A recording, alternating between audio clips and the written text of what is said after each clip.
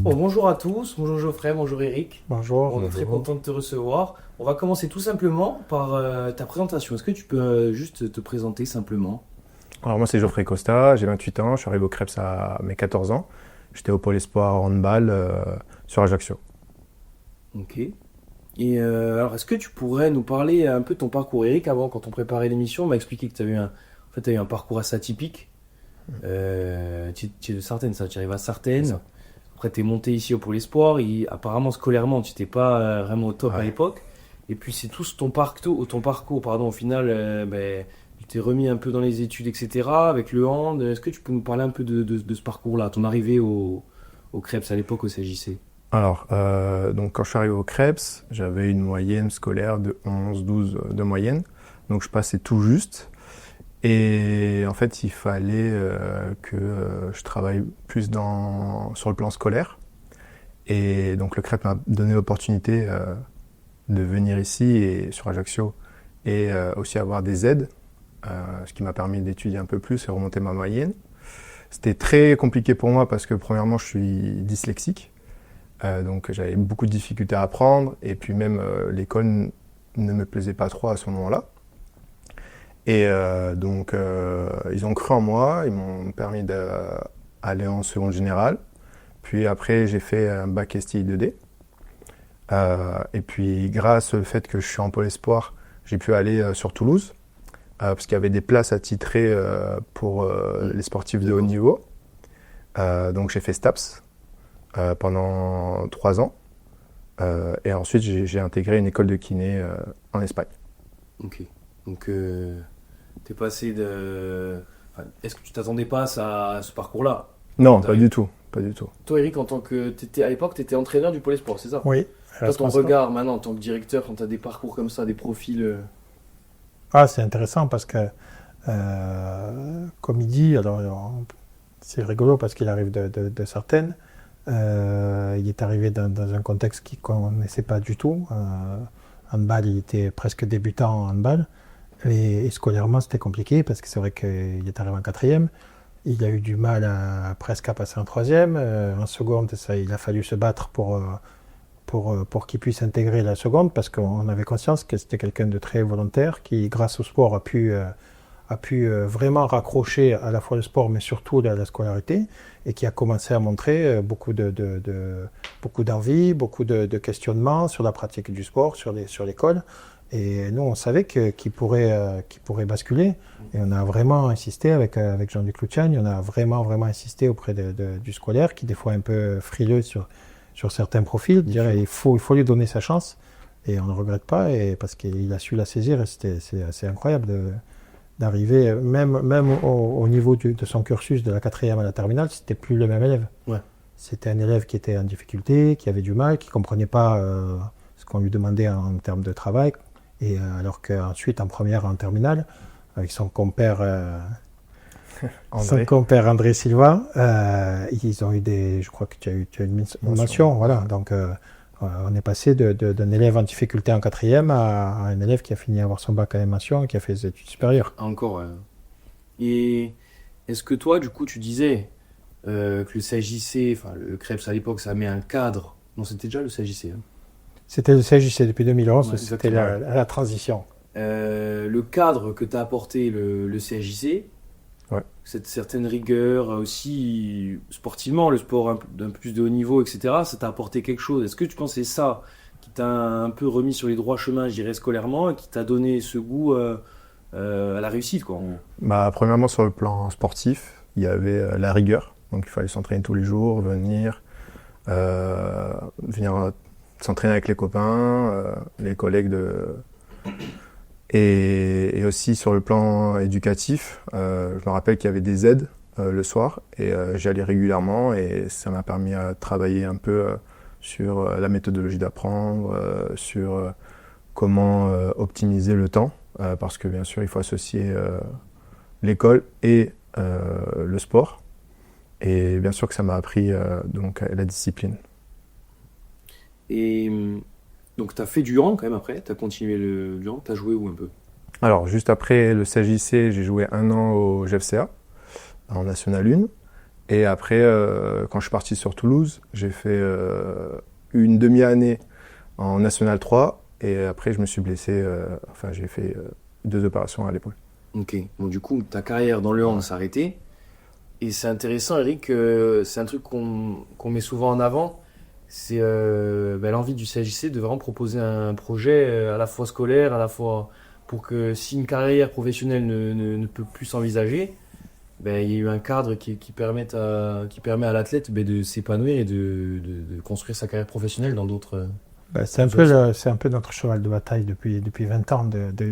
Tous les gens ont toujours mis en opposition le scolaire et le sportif. Quand ils rentraient à l'époque, sur ces époques-là, ah, mais le scolaire c'est important, le sportif aussi, mais on a toujours mis en opposition les deux, alors que c'est vraiment l'exemple parfait de dire que et on en a d'autres qui ont fait plus une carrière sportive, des gens comme toi qui ont plus fait une carrière après universitaire, mais en tout cas, je pense que c'est un tout, c'est-à-dire que c'est vraiment la partie éducative, et c'est là où nous on met beaucoup d'énergie sur la partie éducative, c'est-à-dire qu'on va essayer d'éduquer, de transformer et de leur donner le goût du sport, du travail, et l'idée, le goût de se questionner toujours de pourquoi on fait ça.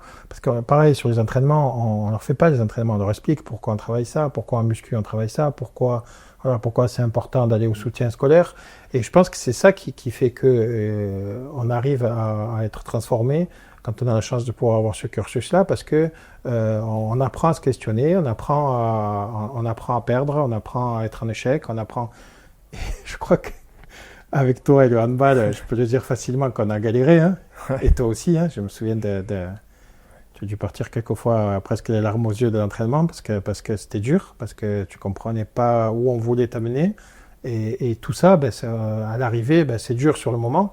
Mais après, quand on arrive alors c'est pas donné à tout le monde, mais quand on arrive à optimiser ça, on est transformé et du coup on a envie de faire plein de choses. Pas que dans le sport. Ouais. Moi je viens donc, comme tu as dit, Sartène. Et je me rappelle du premier stage, j'arrive, déjà un gymnase immense. Je dis, qu'est-ce que je fais là? Genre, je vois tout le monde et après on me dit, fais ça, fais ci. Moi avant c'était juste pour m'amuser, jouer au hand. Ça faisait même pas 1 an que je jouais au hand.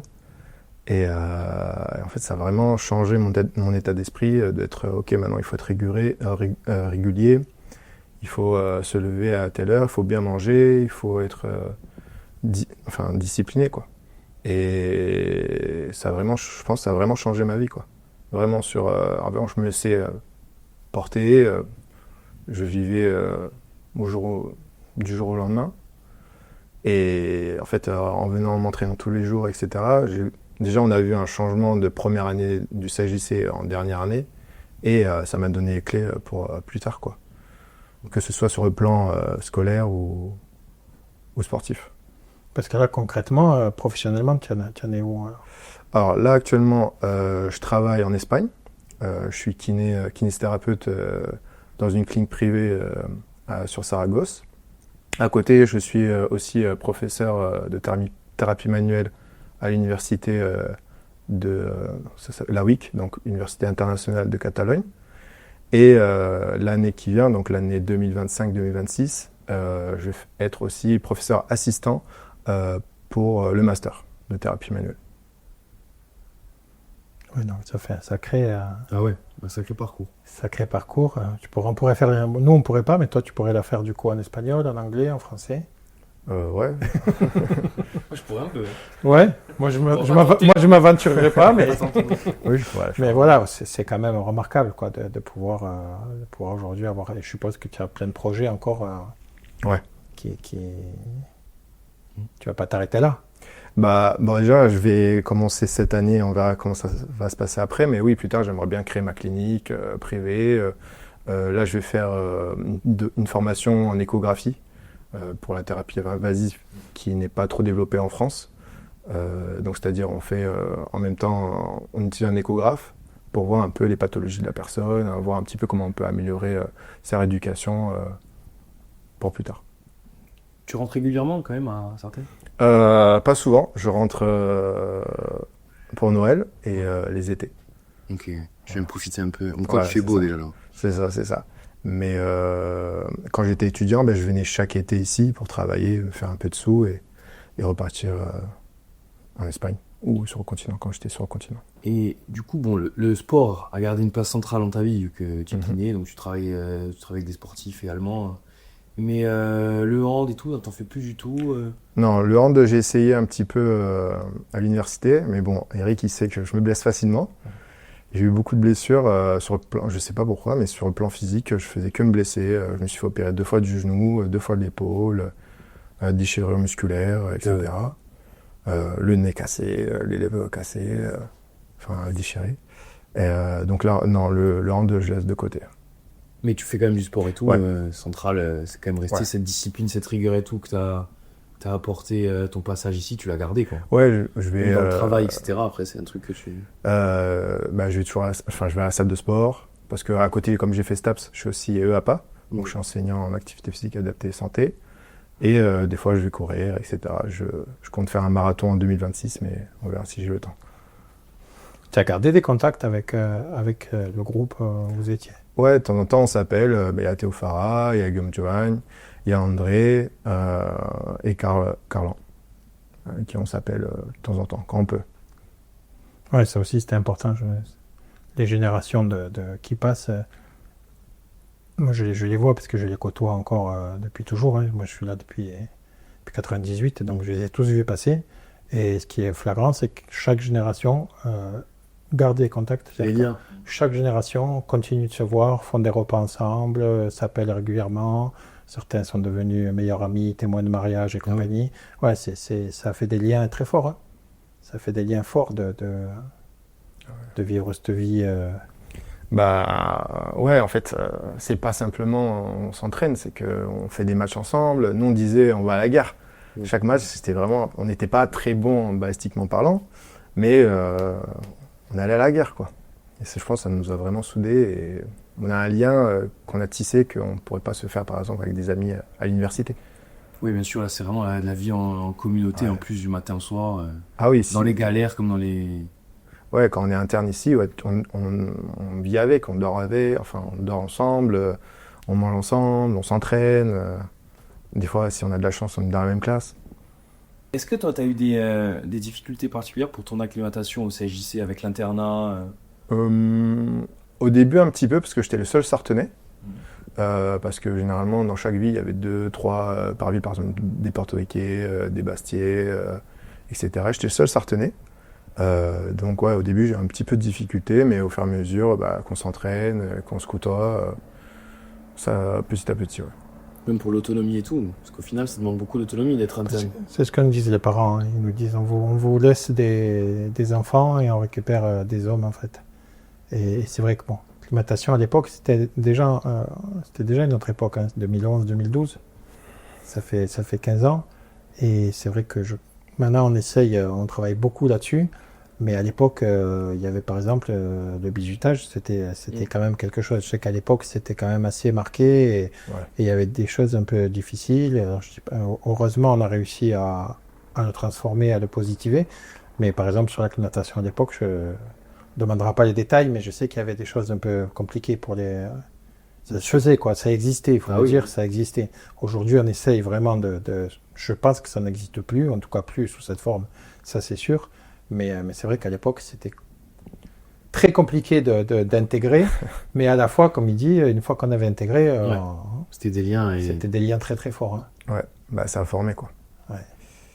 Ouais, bizutage, je dirais rien. Non, on ne dit rien, mais c'est vrai que c'est la réalité. C'était quelque chose qui existait et qui n'était pas facile. Et pour parler un peu de l'évolution de l'établissement, sur tout ce que tu disais là, pour rebondir, cet accompagnement de l'athlète, etc., en 10-15 ans, qu'est-ce qui a un peu évolué au CJC Sur la côté aussi. Tout. Ça a beaucoup évolué parce que la société a évolué, c'est-à-dire qu'on a aussi travaillé avec toutes les évolutions en termes de liberté, par exemple.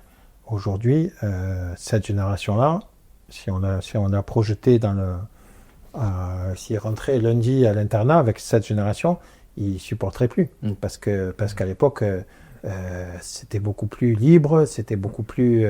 Aujourd'hui, on a beaucoup plus de règles, il y a le cadre, tu vois, ça va te faire sourire, mais le petit déjeuner, c'est obligatoire aujourd'hui. C'est-à-dire qu'on vous réveille à 6h30 et il faut descendre entre 6h30 et 7h pour déjeuner, c'est obligatoire. Ouais. Et aussi, on pouvait aller au collège à pied, ou au lycée à pied. Voilà. Ça. Ils allaient à pied, ils rentraient, ils sortaient quand ils voulaient. Aujourd'hui, c'est impossible. Aujourd'hui, les collégiens, ils n'ont pas le droit de sortir de l'établissement. On les amène en bus. Ils sont obligés de déjeuner. Il n'y a plus de mayonnaise et il n'y a plus de ketchup au réfectoire. Voilà, donc on n'a pas le droit de manger dans les chambres. Non plus? Non. Donc c'est vrai que voilà. Alors, c'est obligé, on ne va pas être nostalgique de ce temps-là. Mais par contre, oui. Par contre, que ce soit en 2011 ou en 2025, on est toujours aussi sûr de nous, sur l'obligation qu'on a d'éduquer, sur les valeurs, sur la rigueur. Parce que par exemple, en 2011, la rigueur, c'était exactement la même. Là, ça n'a pas bougé. Il le dit, il le verbalise bien. Ouais. Quand il fallait s'entraîner, on s'entraînait. Il n'y avait pas de on s'en fout, on rigole. Non. C'était quand il fallait. Je crois qu'il me semble qu'ils avaient un préparateur physique qui s'appelait Gilles Tarnier à l'époque. Donc voilà. Quand on a dit ça, on a tout dit, quoi. Il n'y avait pas trop de place pour le. Ouais. Non, je ne vais pas dire l'amusement parce que ça restait du plaisir, mais sur le moment, c'était pas toujours amusant. Et c'est vrai que nous, on a toujours cru dans cet accompagnement. Et donc aujourd'hui, on le continue, on le développe encore plus parce que aujourd'hui, il y a des choses qui vont te faire sourire. Aujourd'hui, on voit des nutritionnistes. Voilà. Pour les sports, ils voient des nutritionnistes, ils voient des préparateurs mentaux. On fait des trucs de cohésion. Voilà, ça à leur époque, ça n'existait pas. Le nutritionniste, il fallait pas leur demander ce qu'ils avaient mangé la veille ou le lendemain. Mais ça, c'est l'évolution. Et donc, on évolue avec la société, on évolue avec tous les moyens qu'on a supplémentaires. Et il y a des très, très bons côtés.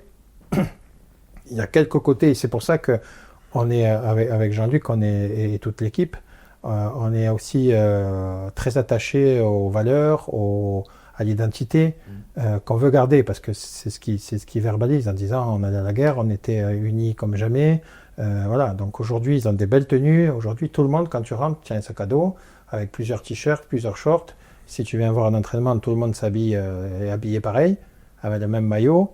À l'époque, c'était le carnaval, qui venait le maillot de Sartène, avec le maillot de foot, avec le maillot de... Voilà, c'était vraiment une autre époque, quoi.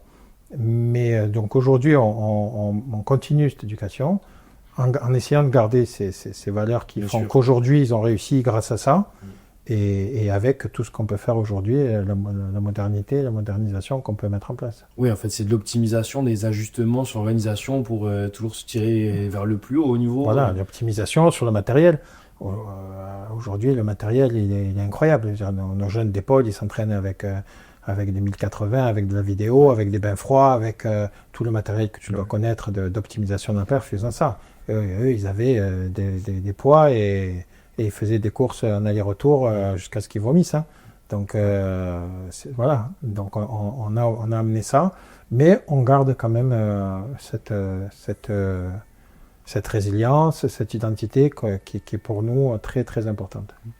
Et le CJC en fait qui a évolué un peu son lien avec les ligues, etc., qui vient vraiment faire la passerelle et qui vient vraiment apporter une vraie plus-value, quoi. Oui, aujourd'hui la passerelle avec les ligues, elle est différente. À l'époque, la ligue, il se débrouillait tout seul, et puis CJC, il essayait de mettre un peu de matériel, mais c'est tout. Le lieu. Aujourd'hui, le CJC, il vient vraiment en complément. Les ligues sont développées, ils ont leur propre entraîneur. On est souvent 2 ou 3 à entraînement. Ouais. À l'époque, c'était moi tout seul ou Gilles tout seul, et on se débrouille. Aujourd'hui, on est 2, 3, 4 des fois, il y a de la vidéo, il y a plein de choses. Donc c'est vrai que la CJC amène ce complément, l'expertise de nos préparateurs physiques, puisqu'on a 2 préparateurs physiques experts dans l'optimisation de la performance. Voilà, tout ça, c'est ce que peut amener le CJC aux ligues. Pour revenir un peu à ton passage ici, est-ce que tu as des anecdotes en particulier, des trucs rigolos que celles qu'on peut raconter. Hein. Ouais, on peut raconter. Anecdote. Que celles qu'on peut raconter en 2025. Je me rappelle au Jeu des Îles, on était avec Eric Et je sais plus qu'est-ce qui s'est passé, mais il était grave énervé. Il a engueulé l'arbitre en italien. Il s'est pris un carton rouge. Ah oui. Et du coup, il a dû sortir du terrain et on a dû finir le match Sans coach. On avait dit que ce qu'on peut raconter. Ouais.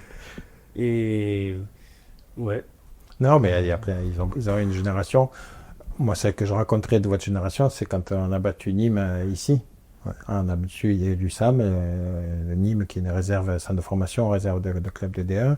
Et à quelques matchs de la fin du championnat, on était premier de la poule, avec des équipes comme Nîmes, comme Montpellier, comme des centres de formation, Saint-Raphaël. Et c'est vrai que c'était une génération incroyable, parce que comme il a dit, c'était pas très fort au handball. Par contre, une envie. C'était incroyable. Il y avait une envie. Avec le recul, maintenant qu'on sait ce qu'ils sont tous devenus, c'est presque pas étonnant. Okay. Parce que ça veut dire qu'il n'y avait que des morts de faim sur le terrain. Il n'y avait que des gens qui avaient envie de se surpasser. Et ce qui est bien, c'est qu'on l'a mis en place sur le handball. Et derrière, ils se le sont appropriés personnellement. Parce qu'aujourd'hui, à Geoffrey, peut-être qu'on verra la semaine prochaine Guillaume, mais il y en a, ils ont tous fait ils ont fait toutes des carrières incroyables. Et dans les autres disciplines, c'est pareil. Il y en a beaucoup de jeunes qui réussissent dans leur domaine. Alors, c'est pas que des gens qui font des études supérieures et qui deviennent chirurgiens, mais tous réussissent dans leur domaine. Voilà. Et c'est vrai qu'il y a vraiment cette résilience et ce point commun d'avoir réussi et d'être arrivé avec des parcours, les 15 de l'équipe, si on les recevait, ils auraient 15 parcours assez incroyables, quoi. Donc ça peut pas être du hasard non plus. Moi, franchement, le meilleur souvenir, c'est vraiment avant match, quoi. Où on se motivait, où on tapait sur les poubelles, on faisait tout pour se motiver, on se disait les vraiment... l'essence d'avant-match, quoi. Ouais, c'est ça, toute l'euphorie, l'adrénaline qui montait. Et quand on commençait à rentrer dans le terrain, ça, c'est vraiment le meilleur souvenir que j'ai. Par exemple, la semaine dernière, on était allé sur le terrain, tout est revenu, quoi. Les entraînements, les matchs, surtout les matchs, quoi.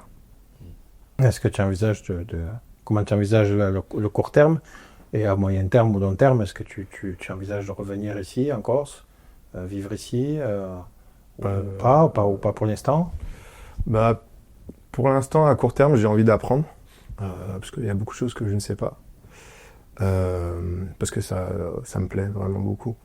Je pense que le fait d'avoir découvert un peu la kinésithérapie, j'ai vraiment eu un switch mental. Parce qu'avant, comme tu le sais, j'allais à l'école parce qu'il fallait aller à l'école. Voilà, après j'ai fait STAPS parce qu'il me fallait un plan B au cas où je me blessais ou c'est ce qui est arrivé. Mais donc j'ai envie d'apprendre encore plus la kinésithérapie. Donc ça c'est à court terme, donc c'est pour ça que je vais en Espagne. Là-bas il y a des bonnes formations en thérapie invasive. À moyen terme, dans 5-6 ans, peut-être commencer à voir si je veux rentrer en France. Et après, à long terme, pourquoi pas revenir ici, auprès de ma famille, etc. Ça, ce serait un beau projet plus tard, ouais. Et ramener tout ce que j'ai appris ici en Corse. Bien sûr.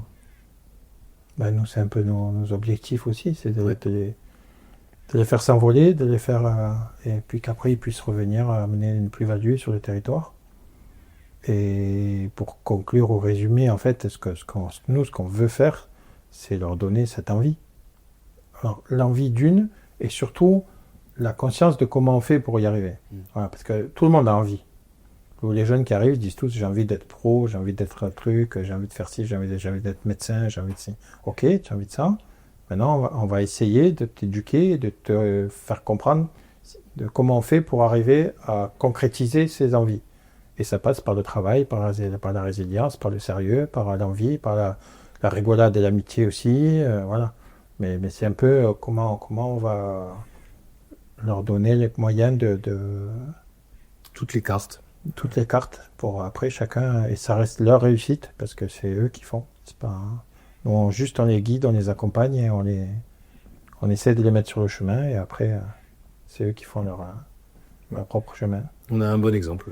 On a un très bel exemple, très bel exemple. Ouais, le CJC, c'est une expérience humaine. On intègre un pôle espoir, s'entraîner tous les jours, etc. Il nous donne toutes les cartes possibles pour réussir plus tard. Et si on est assez intelligent, on les utilise à bon escient.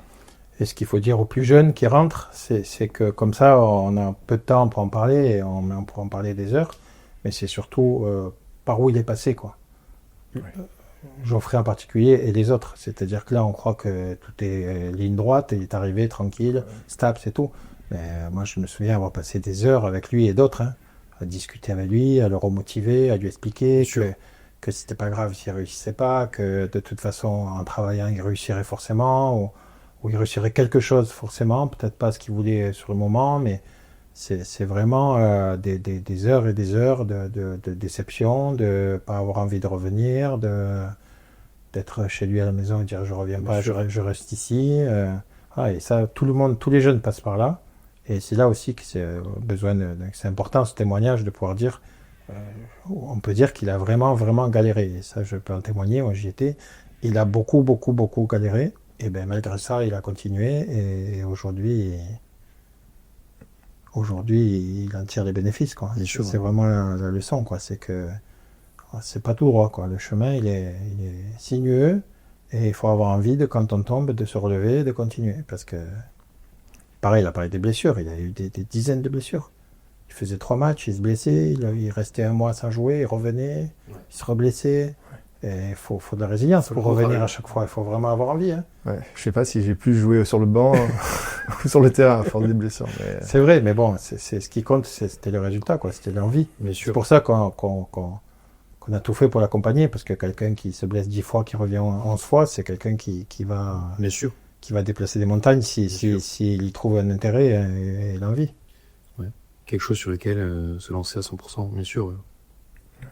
Ah non, c'était pas facile. Hein. Non, là, on dirait que c'est tout droit. C'est ça, c'est tout est rose tous les jours. Ah non, le Krebs, c'était dur. En vrai, c'était... Soutien scolaire, c'était dur. Ah ouais, ça, maintenant je l'avoue, on est entre nous. Mais qu'est-ce que j'aimais pas aller... Mais bon, ça m'a servi à valider au moins les semestres. En fait, moi, ce que je voulais, c'était juste valider mes semestres et jouer au hand. Mais même quand je partais sur le continent, en fait, ici, au CJC, on est à côté de la famille au cas où. On rentre tous les week-ends quand on joue pas ou quoi que ce soit. Et s'il y a besoin, les parents ils peuvent venir. Mais quand on part sur le continent, je pense que le fait d'avoir eu un petit peu cette transition du CJC et ensuite aller sur le continent, ça m'a beaucoup aidé, ouais. Même si être sur Toulouse, c'était compliqué aussi, surtout la première année. J'ai déménagé 9 fois. Ouais, c'était pas facile. Et surtout quand je suis arrivé en Espagne, c'était une autre langue que je parlais pas du tout. Moi, je savais juste me présenter et voilà, quoi. Et quand je suis arrivé, la première et la deuxième année, c'était vraiment la plus dure. Parce que, en gros, il faut apprendre des nouvelles terminologies. C'est aussi une filière médecine, donc il faut apprendre par cœur. Et si on ne valide pas au bout de 6 fois la matière, on est renvoyé de l'université. Du coup, ouais, c'était très intense, ouais. Très, très intense. Très dur. Mais bon, quand on veut, on peut. Et ça, c'est intéressant ce que tu disais sur le fait de la transition. Enfin, le fait qu'il y ait le CJC, qu'il y ait le Pôle Sport et tout, ça t'a permis de ne pas partir tout de suite aussi. Non, ce qui fait que, enfin, c'est le but du CJC aussi. C'est de garder nos athlètes de la région, de les garder le plus longtemps possible ici. C'est ça, et de les éduquer, de leur apprendre les difficultés, parce que c'est clair que le Geoffrey Costa qui passe de Sartène à Toulouse, il serait revenu au bout d'une semaine, quoi. Ouais, c'est sûr et certain. Et je suis même pas sûr qu'ils soient partis, mais en tout cas, s'il était parti, il serait revenu au bout d'une semaine en disant c'est trop dur. Et ça, c'est une réussite du CJC aussi. On le voit avec Alice aussi. On a sorti une petite vidéo aussi avec Alice qui maintenant, Alice Batté, tenniswoman qui est aux États-Unis maintenant, qui un peu grâce au CJC l'accompagnement, ça lui a permis de rester en Corse malgré son haut niveau, de rester ici jusqu'à ses 18 ans, 19 ans et de pouvoir ensuite faire la passerelle. Et de réussir sa transition, mais après, c'est pour ça qu'on est aussi beaucoup attaché à l'identité, à la culture et tout ça. C'est parce que culturellement, on sait que nos jeunes, ils sont plus durs que les autres, ils sont plus... Quand on arrive à les motiver suffisamment et qu'on arrive à leur faire comprendre le chemin pour arriver, on sait que les jeunes de chez nous, ils vont croquer tout le monde, quoi, c'est sûr. Ouais. Parce que derrière, il y a quelque chose en plus qui fait que... Et c'est là-dessus aussi qu'on veut pas se perdre et qu'on veut vraiment garder ces valeurs, qu'on veut vraiment garder cette identité malgré toute la technologie. Nous, notre force, la première force, c'est ça. C'est notre identité et c'est là-dessus qu'on va retravailler sur le prochain projet d'établissement. D'ailleurs, vraiment pour mettre en avant cette identité et ces qualités de jeunes qui ne lâchent jamais rien, qui se relèvent de tout et qui avancent quoi qu'il arrive. Donc c'est ça qui est important pour nous. Et ces exemples-là, ils doivent nous servir, ils doivent être moteurs pour les jeunes qui sont là et qui des fois ont tendance un peu à abandonner trop vite ou à rester dans la facilité des réseaux sociaux aujourd'hui, d'Internet, de tout ce qu'il y a autour, qui est un peu futile, quoi. Et c'est ça que nous, il faut qu'on garde. Alors, quand eux, ils partaient en déplacement, effectivement, ils n'avaient pas de téléphone. Ils n'avaient pas de téléphone. Et ils n'étaient pas sur TikTok et compagnie. Ils faisaient des conneries. C'était dur à supporter. C'était dur à supporter. C'était dur à supporter, ouais. Parce que du coup, ils faisaient des conneries sur conneries. Mais au moins, ils faisaient, quoi. Voilà, ils faisaient plus que... Ouais. Ils venaient de week-end fatigués, hein. Lundi, c'était dur. C'était pas les pires, lui. Ah non, moi je Non, pense que j'étais le plus sage. sage. Ouais. Hein? J'étais le plus sage. Ouais, 2-3 qui faisaient pour les autres. Flèche. Plaisir. Merci beaucoup de nous avoir rendu visite. Ça nous a fait plaisir, moi, de te rencontrer, du coup, tu dis un peu ton parcours. Je pense que ça a fait plaisir aussi. Ouais, ça fait chaud au cœur, hein, de les voir revenir comme ça et de les voir s'épanouir. Ouais, ils sont plus grands. Moins gros, mais plus grands. Bon, merci beaucoup. Merci. Plaisir. Merci.